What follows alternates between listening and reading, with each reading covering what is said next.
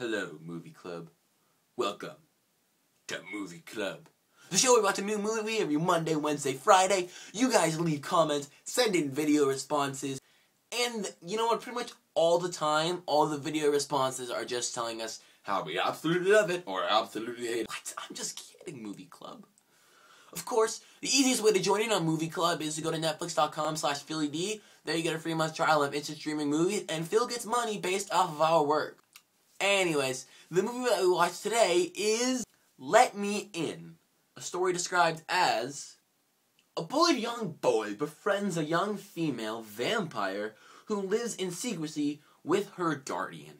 I actually don't really know what to think of this movie because it was kind of weird. I mean, there were lots of flaws in this movie. Number one, the lighting. I mean, come on, what the hell was that? The shots were either too dark or too yellow. I don't really understand that. Number two, the acting was way too overdramatic. They're taking lines that should not be dramatic and making them dramatic. That kind of pissed me off throughout the entire movie. I mean, I can more about the flaws, but the thing is, it's a solid movie. It's not really bad. I mean, it starts out kind of shitty, but it just gets a lot better because I can really relate to this character. Other than the bullying, his parents are divorced, and I understand exactly where that comes from because my parents got divorced when I was 5. I mean, they're constantly arguing through me. I had to, like, pick sides, sort of. It never got that bad.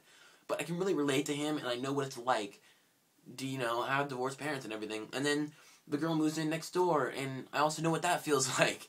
You know, having the crush on the girl you can't really get, but you're still trying to get. And then once you get her, you're like, oh, what's happening? This is awesome. And then you always find out she's a vampire. God, it's just the worst. But the thing is, it was like, even though a lot of the lines were, like, delivered as way too overdramatic, there was actually some pretty good acting scenes. Like, at the very end, there was that one last bullying scene, and Cody Smith-McPhee, the guy who played Owen, did just a really good job of displaying this incredible sort of fear that you just would not expect out of a 12-year-old. So, I was kind of blown away by that. I mean, this movie was really gory. There were actually a lot of parts where I was incredibly scared. The movie is okay. I mean, I watched it right after I watched Fallen, so it really did not stand a chance of wowing me. I mean, I'd recommend just go ahead and watch it if you really got nothing else to do. There is a twist in there that you just don't want to find out. Like, Fallen, you don't want to know until the twist comes up. This one, you just don't want to know. It's kind of gross.